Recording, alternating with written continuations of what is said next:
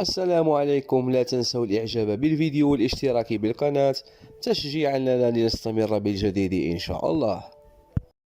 نادال يعلن غيابه عن بطولة روما للماسترز لعدم تعافيه من الإصابة. تعززت الشكوك حول مشاركة الإسباني رافائيل نادال في بطولة رولان جاروس مع إعلانه الجمعة عن انسحابه من دورة روما للماسترز الألف المقرر الأسبوع المقبل. نادال الذي لم يخوض أي مباراة منذ تعرضه لإصابة بوركه في بطولة أستراليا المفتوحة في كانون الثاني يناير الماضي، كتب في حساباته على موقع التواصل الاجتماعي: آسف للإعلان عن عدم قدرتي عن المشاركة في روما. تعرفون مدى الألم للغياب عن دورة أخرى طبعت مسيرتي الاحترافية وشخصيتي نظرا للحب والدعم الكبيرين من الجماهير الإيطالية.